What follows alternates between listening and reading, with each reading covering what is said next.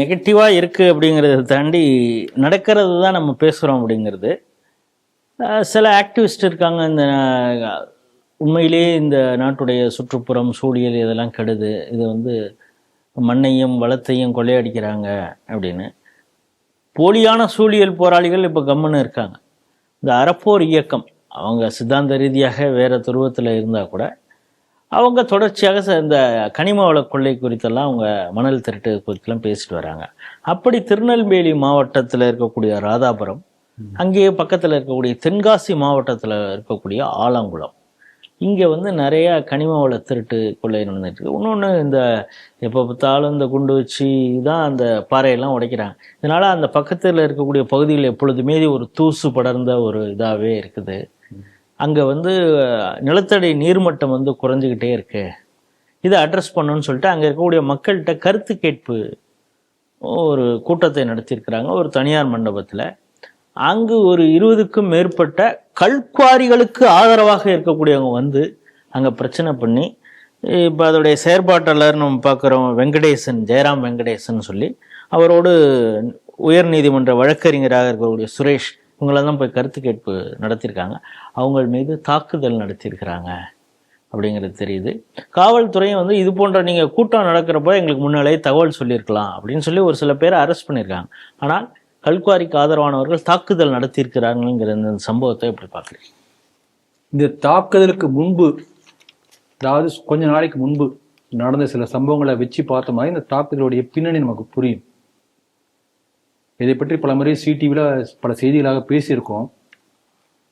June மாதம் நினைக்கிறேன், கடந்த ஜூன் மாதமா இருக்கும், எடுத்து பார்த்தா தெரியும். அங்கே ஒரு விபத்து நடக்கிறது. விபத்து நடந்த உடனே நம்முடைய ஜியாலஜிக்கல் டிபார்ட்மெண்ட், புவியியல் துறை, அரசாங்கத்துறை டிபார்ட்மெண்ட், அந்த ஐஏஎஸ் அதிகாரி போய் விபத்து நடந்த காரணத்தை போய் ஆய்வு பண்ணுறாங்க அந்த விபத்து நடந்த குவாரியில். அப்போ பார்த்தோம்னா விதிமுறைகளை கொஞ்சம் கூட கடைபிடிக்காமல் விதிமுறைகளை மீறி செயல்பட்டு தான் விபத்துக்கான காரணம் என்று கண்டுபிடித்து என்ன பண்ணுறாங்கன்னா, மொத்தம் திருநெல்வேலி மாவட்டத்தில் 64 கல்குவாரி இருக்கு, 64 ஆய்வு பண்றாரு அப்படின்னு சொல்லி சொல்லிட்டார். இப்போ நீங்க சொன்ன அந்த இடம் பேரு வந்து அடையமதிப்பான் குளம். அடையமதிப்பான் குளம். ஜூன் மாசம் தான் இல்லையா? அந்த 64 கல்குவாரிகளை ஆய்வு செய்த போது 64ல் 63 கல்குவாரிகள் விதிமுறைகளை மீறி செயல்பட்டு கொண்டிருக்கிறது. ஒன்னே ஒண்ணுதான் எக்ஸப்ஷன், தலைகீழா இருக்கு. இதான் ஒண்ணு இருக்குன்னு பார்த்தா ரிவர்ஸ். அப்ப இந்த ஐஏஎஸ் ஆபிசர் வேற வழி இல்லாம அந்த அறிக்கையின் அடிப்படையில வந்து 63 கல்குவாரி இழுத்து மூட சொல்லிட்டாரு. இப்ப நீங்க திருநெல்வேலி மாவட்டம் என்று சொன்னா உடனே வந்து உங்களுக்கு வந்து உடனே ஞாபகத்துக்கு யார் வருவாங்க? அப்பா. தமிழகத்தினுடைய சட்டசபையுடைய மாண்பை காக்கக்கூடியவர். அப்படி ஒரு யார் இப்படி சண்டை போட்டாலும் கூட அப்படியே பேலன்ஸ்டா இருக்கணும், ஆவேசப்படக்கூடாது. அப்படிதான் சபாநாயகர் அவர் ஞாபகம் உங்களுக்கு வரலாம். அந்த ராதாபுரம் கூட அவருடைய தொகுதி தான். இப்ப பாருங்க, வேறு ஒரு அரசு நிகழ்ச்சியில வந்து அப்பா அவர்கள், ஞானதேவியம் முன்னாள் எம்பி இல்லையா அவரு, இன்னும் சில பேர் டிஎம்கே கட்சியாரெல்லாம் உட்காந்து பேசிட்டு இருக்காங்க. அப்ப யாரோ ஒருத்தர் கேள்வி கேட்கறாங்க, இந்த மாதிரி 64 குவாரியில 63 மூடியாச்சு, அதுல இத்தனை தொழிலாளர்கள் இருக்காங்களே, அதை பத்தி ஏதாவது நீங்க யோசிச்சிருக்கீங்களா? யாரோ ஒருத்தர் சும்மா கேட்டிருக்காரு அந்த கூட்டத்துக்கு வந்து ஒருத்தர். உடனே அப்பா வந்து ஆவேசமாக பொங்கி கத்துறார். அந்த வீடியோ இன்னைக்கு கூட நீங்க யூடியூப்ல போய் பார்த்தா கிடைக்கும். என்ன இது பத்திரிகையாளர் சந்திப்பா, நீங்க இந்த மாதிரி கேள்வி கேட்கறீங்க அப்படி சொல்ல உடனே அவர் அப்புறப்படுத்துறாங்க.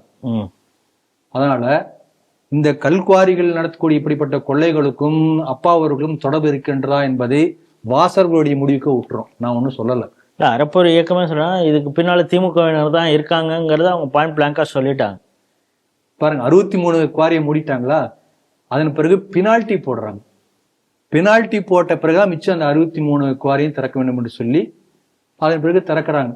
இது ஒரு பக்கம். இப்ப இந்த சம்பவம் நடந்த பிறகு இதே அறப்போர் இயக்கம் வந்து ஆர்டிஐ மூலமாக வந்து சப் கலெக்டருக்கு ஆபீஸ்ல இருந்து சில இன்ஃபர்மேஷன் எடுக்கிறாங்க.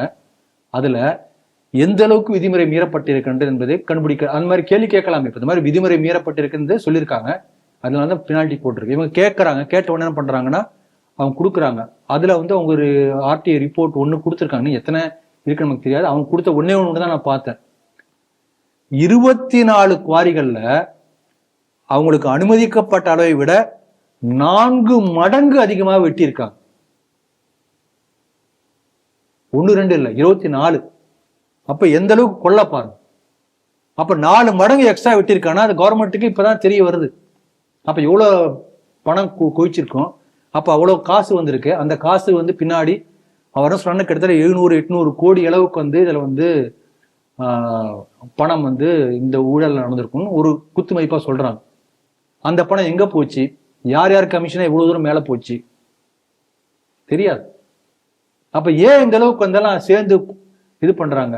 அந்த போலீஸு, காவல்துறை அதிகாரி, கலெக்டர், இந்த ஜியாலஜிக்கல் டிபார்ட்மெண்ட் இருக்கார் இல்லையா, புவியியல் துறை ஐஏஎஸ் அதிகாரி, அவர் உடனே இடமாற்றம் பண்ணி தூக்கி போட்டு வேற டிபார்ட்மெண்ட் மாத்திட்டாங்க. பனிஷ்மெண்ட். வேற ஒருத்தர் ஜால்ரா போடக்கூடிய ஒருத்தர் ஐஏஎஸ் அதிகாரி அந்த வந்தாச்சு புவியியல் துறைக்கு. இதெல்லாம் நடந்தது. அப்ப இத்தனை நம்ம பின்னணியில் வச்சு பார்க்கணும். அப்ப இதே பாருங்க, இதே சமயத்துல இதே திருநெல்வேலி மாவட்டத்துல இருந்து கன்னியாகுமரி மாவட்டத்துக்கு வந்து லாரி வருது. அங்க வந்து ஒரு கடற்கரை ஓரமா ஒரு பகுதியில் வந்து அந்த கடல் அலை வருவதற்காக வந்து அரிப்பை தடுப்பதற்காக கல்லை கொண்டு வந்து 4 லாரியில வந்துட்டு இருக்கு தினசரி. இப்ப அந்த கலெக்டர் என்ன அழகு மீனா கடிதம் போட்டிருக்காங்க. என்ன கடிதம் எழுதியிருக்காங்க என்னன்னா, அந்த கடிதமே அழகா இருக்கு. 86 வாகனங்கள் வந்து அங்கிருந்து அடுத்த வருஷம் ஜூன் மாசம் 7ஆம் தேதிக்குள்ள அந்த பணிகள் நிறைவுபடணும். டைம் ரொம்ப கம்மியா இருக்கு. அதனால நாங்க 86 லாரிகளுக்கு வந்து நாங்க அனுமதி கொடுத்துருக்கோம். 86 லாரி நம்பர் கொடுத்தாச்சு. சோதனை சாவடியில 86 லாரிகளையும் சோதனை பண்ணீங்கன்னா லேட் ஆகும். அடுத்த வருஷம் ஜூன் மாசம் 7ஆம் தேதிக்குள்ள முடிக்க முடியாது. அதனால இந்த 86 நம்பர் பிளேட் உள்ள லாரிகளை சோதனை பண்ணாம அப்படியே நீங்க விட்டுருங்க. லெட்டர் போட்டுருங்க, ரிட்டர்ன் லெட்டர். அதுல 7 வந்து கேரளா ரெஜிஸ்ட்ரேஷன். அப்ப இங்க திருநெல்வேலியில இருந்து கிளம்பி நாகர்கோவில் வந்து கேரளாவுக்கு கடத்த போறாங்களா தெரியாது. சோதனையே பண்ணக்கூடாது, விட்டுறணும், அவ்வளவுதான். இப்ப இந்த 86 வாகனங்கள்லயும் சட்டவிரோதமாக எந்த விதிமீறலும் இருக்காது என்று உத்தரவாதம் கொடுக்கிறாரா ரிட்டர்ன்ல கலெக்டர்? இப்ப நம்ம எடுத்துக்கலாமா? இதெல்லாம் நம்ம கேள்வி. இப்ப இந்த சோதனை பண்றது எவ்வளவு நேரம் ஆகிட்டு போகுது? அதனால வந்து அந்த கவர்மெண்ட் ப்ராஜெக்ட் நின்று போயிடுமா? ஜூன் மாசம் 7ஆம் தேதி முடிக்க வேண்டிய ப்ராஜெக்ட் என்பது நம்ப முடியாது இருக்கு. இவங்க ஏதோ எல்லா ப்ராஜெக்டையும் அப்படியே சரியாக கணக்கு. இன்னொரு கேள்வி என்ன கேட்கறாங்கன்னா, இது வேலிட் கொஸ்டின்.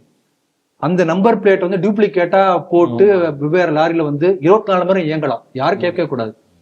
அப்ப 86 லாரிங்கிற பேர்ல 860 லாரி வந்து யாராவது கண்டுபிடிக்க முடியுமா? அதே நம்பர் பிளேட் வச்சு ஒட்டி வந்துக்கிறோம். இல்ல அது நடந்திருக்கு இந்த கொங்கு மண்டலத்துல கேள்வி. ஆகவே நம்ம என்ன எதுக்கு எத்தனை கேள்வி கேட்கறோம்னா, இந்த கனிம வளத்தில் வந்து எந்த அளவுக்கு கோடான கோடி ரூபாய் பணம் இருக்கிறது, அந்த பணத்தை அந்த கனிம வள உரிமையாளர்கள் எடுத்துக்கொள்வதற்கு அவங்களுக்கு ஆதரவாக அரசு அதிகாரிகள், கலெக்டர், ஐஏஎஸ் ஆபீசர், காவல்துறை, இன்னும் வேற யார் யார் இந்த லிங்க் மேல அப்படியே போயிட்டு இருக்கோம். எல்லாம் சேர்ந்து ஒரு கூட்டுக்குள்ள இயற்கையை சுரண்டி பிழைத்து கொண்டிருக்கிறார்கள். ஏன்னா இன்னும் எத்தனை மாசம் இருக்கு, கவுண்ட் டவுன் ஆரம்பிச்சாச்சு. அதுக்குள்ளார எல்லாத்தையும் சுரண்டி எடுத்தாகணுமே, அப்புறம் சொல்ல முடியாது. சப்போஸ் வேற ஆட்சி வந்தா, இல்ல துங்கு சட்டசபை வந்தா, அதனால அந்த 6 மாசத்துக்குள்ள என்னென்ன முடியுமோ எல்லாத்தையும் சுரண்டு தூள் கலப்பு என்று ஒரு கோதால இறங்கியிருக்காங்கன்னு தெரிகிறது. அதனால அப்படி இத்தனையும் பார்த்தா எனக்கு புரியும். அப்ப இந்த அளவுக்கு வந்து பணம் கொழிக்கக்கூடிய ஒரு தொழிலை வந்து நீங்க வந்து கருத்து கேட்புங்கிற பேர்ல பொதுமக்களை வந்து அவங்களை தூண்டி விட்டு எதிராக திருப்பி விட்டு என்ன அர்த்தம்? அதனால்தான் நாங்க என்ன பண்ணோம், அந்த கருத்து கேட்பை நடக்க விடாமல் பின்பக்கமாக வந்து சேரை வீசி காவல்துறை கண்முன்னாலேயே கூட்டத்தை கலைத்து விட்டோம். பஞ்சாயத்து முடிஞ்சு கிளம்பு கிளம்பு கிளம்பு, அவ்வளவுதான். போலீஸ் பேசாம பார்த்துட்டு இருக்கும். ஏன்னா போலீஸுக்கு என்ன வரணுமோ அதை வந்தா பேசாம இருப்பாங்க. ஆகவே தமிழகத்தில் எந்த அளவுக்கு வந்து கொள்ளை, திமுகவும் ஊழலும் பிரிக்க முடியாது சொல்லுவாங்க அந்த திருவிளையாடல் வசனம் மாதிரி. அதே போல கொள்ளை போய் கொண்டிருக்கிறது. அரசாங்கம் வந்து நம்ம தொடர்ந்து நீங்க இந்த 4 செய்தி பார்த்தீங்க, ஒவ்வொன்றா எல்லாத்துக்கும் சாம்பிளுக்கு ஒவ்வொன்று. பாலியல் வன்முறைக்கு ஒண்ணு, பொதுமக்கள் ரோட்ல போய் அடிக்கிறதுக்கு ஒரு எக்ஸாம்பிள், தொடர்ந்து எல்லாத்துக்கும் ஒரு எக்ஸாம்பிள். இந்த அமாவாசைக்கு அமாவாசை ஒரு செய்தின்னு சொல்லி ஒரு கிராமத்துல ஒரு சொல்லாடல் இருக்கும். அது வந்து என்ன 28 நாள் ஆகுமா அமாவாசைக்கு அமாவாசைனா? திமுக வந்து தினசரி கூட சொல்ல முடியாது, மணிக்கு மணிக்கு ஒரு சுட சுட ஒரு செய்தி, திமுக பத்தி ஒரு செய்தி, ஊழல் செய்தி, ஒரு கொள்ளை செய்தி, ஒரு கொலை செய்தி, ஒரு பாலியல் செய்தி. அந்த அளவுக்கு மோசமாக தமிழகம் போய்கொண்டிருக்கின்றது. அதனால ஒரு ஆறுதல் என்னன்னா, இந்த அளவுக்கு இந்த மீட்டிங்கை தடுத்தாலும் எங்களுடைய அறப்போர் இயக்கத்துடைய செயல்பாடுகள் தொடரும் என்று அவங்க சொல்லியிருக்காங்க. அதனால அவங்களுக்கு நம்முடைய வாழ்த்துக்கள். நிச்சயமாக அவங்களுடைய இந்த மாதிரி உறுதியாக இருக்கக்கூடிய காரணத்தினால தொடர்ந்து இதே போல பல செய்திகள் வெளியில வரும் என்று நம்பலாம்.